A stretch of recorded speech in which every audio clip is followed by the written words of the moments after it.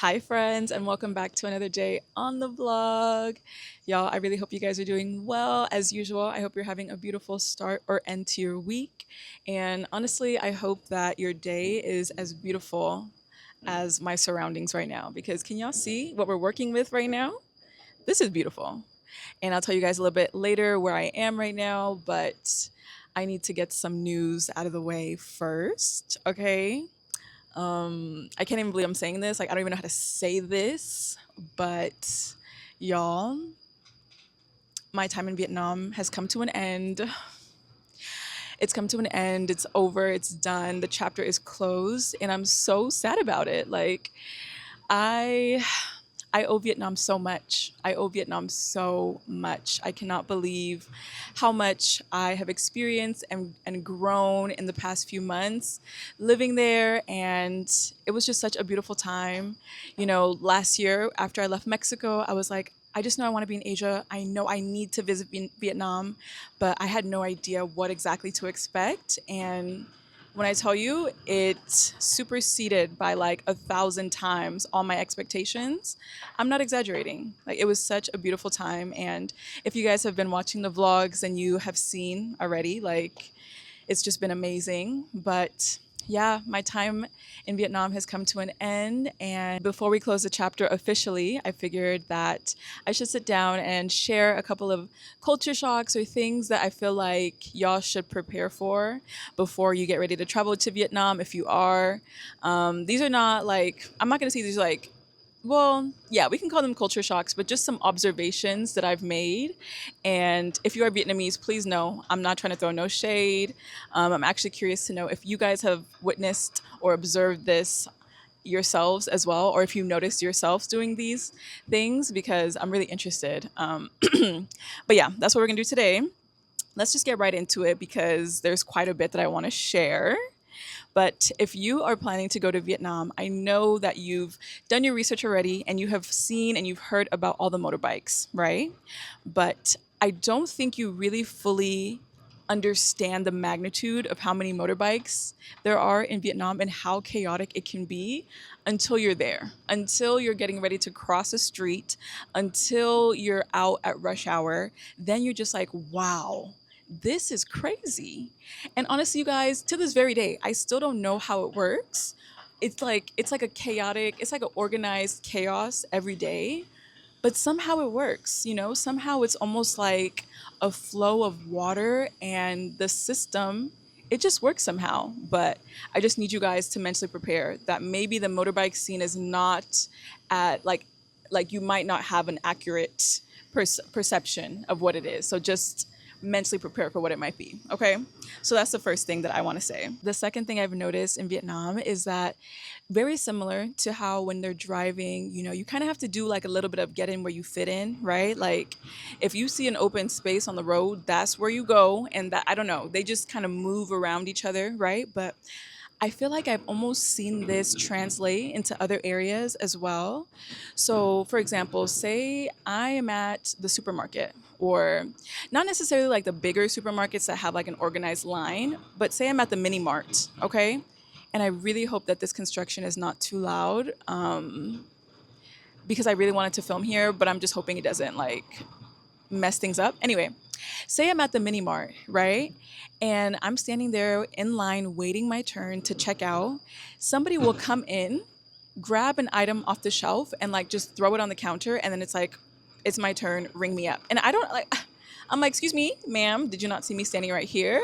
And I don't know what to call this necessarily, but I've noticed that, especially at the mini marts, like even at the gym, when I'm standing in line waiting to get checked in, there'll be people that come straight off the elevator and then they're like, here, scan me in. And I'm like, okay, all right, I get it. You know, get in where you fit in. And I guess you kind of just have to be a little bit more assertive with it. But I think coming from the US, it's like you wait in line, you wait your turn, and if you try to cut somebody, they're gonna cuss you out. You know what I'm saying? But that's not necessarily the case here. The next observation I've had is that Vietnamese people, you guys, will avoid the sun like a plague, okay? And that is no exaggeration. No exaggeration at all. Like, they will wake up at the crack of dawn. Like, I'm talking booty crack of dawn, okay, to get out, get their workout in, do what they need to do so that they can be back home and outside of the sun by the time it's like 8 a.m., 9 a.m. And even though it's really hot here in Vietnam, like, it is hot. HOTTT, hot. Okay.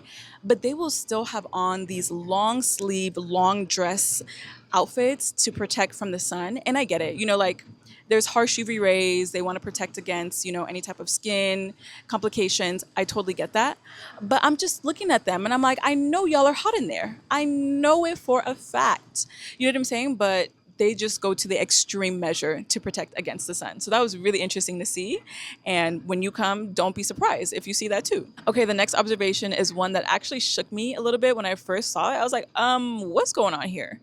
But public peeing is actually quite normal here. Like, it is not uncommon to see a man or maybe even a group of men. Sometimes they make it a party, you know what I'm saying? Posted up by a wall or by, some trees, just letting themselves releasing themselves, I guess. And I'm just like, this is not happening right now. This is crazy. But when I talk to other Vietnamese people, they're like, yeah, that's not normal in your country. I'm like, no, it really isn't. We try to find like a private, like, if we're gonna do it, we go behind a bush, concealed, not out in the open. You know what I'm saying? But here is it's no shame about it. It's no shame. And when I was in, where was I? When I was in Queen Yon, I was walking along the beach, minding my business, and it was at a time of day where the sun was out. So, not many people were outside. Like I said, they avoid the sun. But I look to my right and I see an older lady, like her entire booty is out. I said, ma'am, I said, ma'am, excuse me, just just peeing on the beach. And I was just like, this is crazy. So when you come, just be prepared that you might see something like this. All right, just get yourself ready. The next observation I've had is that being in Vietnam, like, this is the first place that I've been where, like, you know how sometimes you'll be at the gym, right? And in America, if there's like 5 treadmills, like, if there's like 4 treadmills, you start here and then you go here and then you like fill in the middle. You give each other as much space as you can, right? But while being in Vietnam, this is the one place where I'll be on the treadmill. The rest of the 5 or the 4 are empty. And somebody will come and stand right next to me, like take the one right next to me. And I said, okay, I mean, okay. I, I guess they want to feel, like a community activity is being done. I'm not sure, but it's really had me scratching my head sometimes. And I think coming from America, where everything is so individualistic, it's like, why are we not having our own space right now? I don't know. I've since gotten used to it. And I've tried to kind of analyze, like, why is that? And I'm like, maybe it's because the culture here is so much more communal. They're used to doing things with people, so it's not that taboo, I guess. And I don't know, but that's something I've noticed, particularly at the gym. So if you happen to visit the gym and you notice this happening, at least you can say I told you in advance. I've noticed this mostly with the women, not necessarily with the men. So I don't know if it'll be the same with them. Piggybacking off of that observation, the next one I want to share is that I don't know if it's just the gym that I go to, but after a workout, they have these long couches that people can just go and lay on and take a nap after a workout. And honestly, I'm looking at them, I'm like, y'all are really onto something. Like, y'all really might be onto something here. You know what I'm saying? Because why wouldn't I want to take a nap after my workout? I just worked so hard. I just burned 500 calories. Of course, the next logical thing is to rest my head. You know what I'm saying? But when I first got here, I was like, what is going on right now? People will just be there with their towel over their head taking a nap. And I'm like, this is kind of crazy. But again, since I'm like, wow, I respect this. I really do. So again, I don't know if that's just the gym that I was going to or if this is common in other gyms. Like, please let me know if you go to, if this happens in your gym. But Yeah, that was really interesting to see. Y'all, it is so hot here. I'm sweating so much. If you see it, don't say nothing, okay? Don't say nothing. Okay, this next one is kind of related to the driving, and the get in where you fit in type of motto that I've seen here. But like when you're exiting an elevator, I've noticed that people don't really leave room for you to exit before they enter. It's kind of like they're standing at the door and they will not, like, there's no room for you to come out sometimes. This is just what I've noticed. Like, I don't want to generalize for, this happening everywhere, but a good majority of the time I have to kind of fight for my life to get out of the elevator. And that's just a bit different because I feel like back in the US, people stand off to the side, make sure nobody's coming out first before entering. And that's just not what I've noticed here. Okay, now this next one is very interesting. And you know how buildings will have security guards, right? Like, I'm speaking from an American perspective in the US, so forgive me if I keep referring back to that. But in the US, we have these 24-hour security guards, right? And after hours, say like 11 p.m., they'll close the gates or whatever, and then they'll walk around the building to monitor and make sure that there's no break ins, no thieves, you know what I'm saying? Like, securing the building, right? Here in Vietnam, I've noticed that around 11 p.m., the security guards will start setting up their mats to go to sleep. And I'm like, what? What is going on here? And honestly, I have to respect them for this. You know what I'm saying? Like, everybody gets tired, everybody deserves a little nap, but they will proper set up to go to bed. Okay. And it's crazy. I have some friends that were staying in an apartment, right? And their security guard would, like, we would actually see him setting up his bed, and he would close the gate at around 11, and they are not able to leave the building or come back in until 5 a.m. And I'm like, that is crazy. Like, what if you have a late night owl, or even just want to come back at midnight and they can't? So I've had some people sleep over at my place before because my building had like a fingerprint thing, but I'm just like, that's crazy. And even on my first night here in Vietnam, I was staying at a hostel, and like, granted, like, hostels, they don't need to be 24 hours, but I did notice that the receptionist, or like the security guard there, was also asleep, and I just had to knock and he got up and opened it for me. So it's just very interesting, very interesting. Sometimes it works, sometimes they're lenient, they want to get up and open the door. Other times, like my friend's building, he was like, nah, you have to wait till tomorrow. So very, very interesting observation. But I don't think this is happening at the hotels. This is more so at apartment buildings and, I guess, homestays or hostels, stuff like that. Okay, this next one is really sweet. And I've noticed that every time I eat with Vietnamese people, they always wait until everyone has their food before they start eating. And this is something that you would kind of assume, like, okay, yeah, like, that's normal. But it really isn't. Like, especially as Americans, we are ready to get that food in our mouths. You know what I'm saying? And even at church the other week, I had there was some American visitors, like, they were college students, and the food came and they were sitting at a table by themselves, so they didn't notice. But like, as soon as one person got their food, they just started eating, right? While the other tables with the Vietnamese folks, they all waited until everybody had their food, and then we all started eating together. And it was just interesting. But I think this is definitely something that I want to start doing consciously, because it just shows respect. Like, let me wait for you to get your food, and then we'll eat together if we're eating together. You know what I'm saying? So I really appreciated that. Okay, the next observation I had is that Vietnam is not as germophobic as I feel like America is. Like, right now in the US, if you even cough, if you even if you even like clear your throat, people are looking at you like, did you cover your mouth? Like, are you sick? Like, why aren't you wearing a mask? Stuff like that. And I get it, post COVID times where, yeah, everybody take care. All right, everybody take care.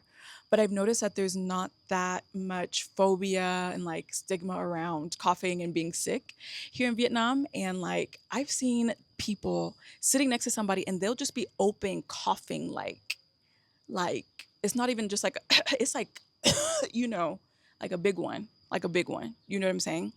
And even one day I was in class because I was teaching for a few weeks, and a girl, she was in the back, she had a mask on, but she was like all the way by herself. I'm like, girl, are you okay? Like, are you feeling okay? And she's like, no, I have COVID. I said, what you mean you have COVID? You have COVID, why are you here? Why are you at school? Why aren't you home resting? What are you doing here?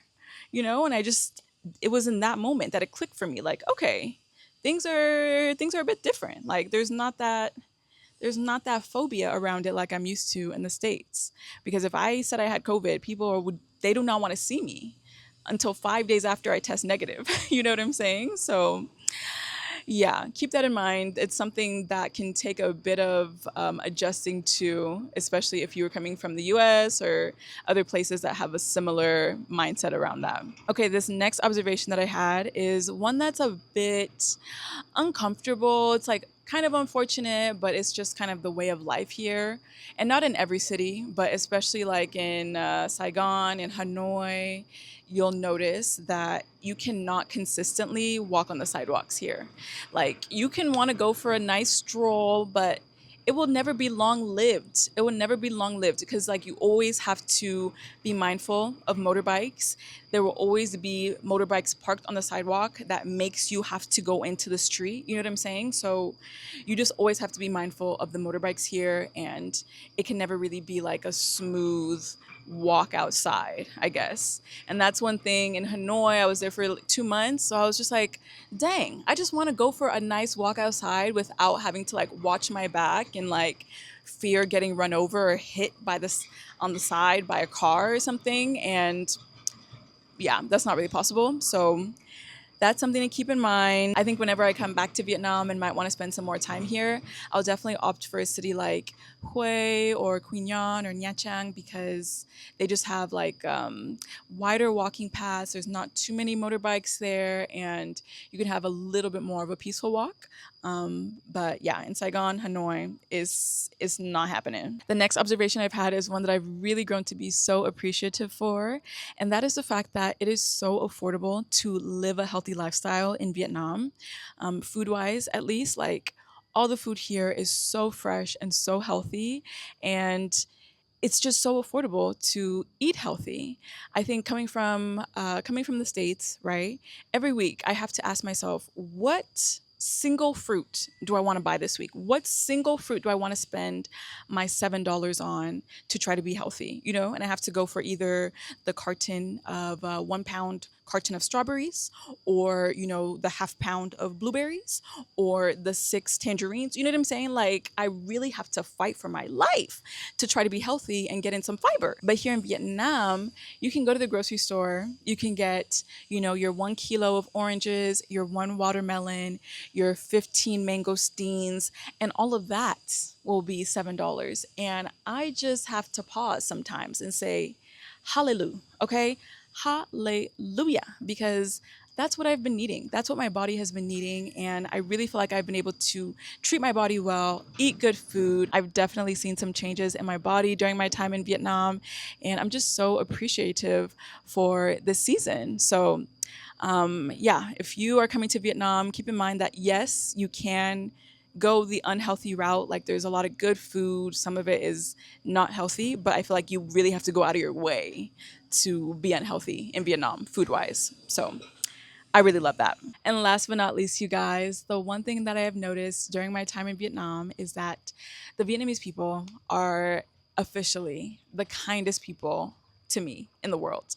And I haven't been everywhere in the world, but the places that I have been, Vietnamese people are up here, It used to be Thai people, but Vietnamese.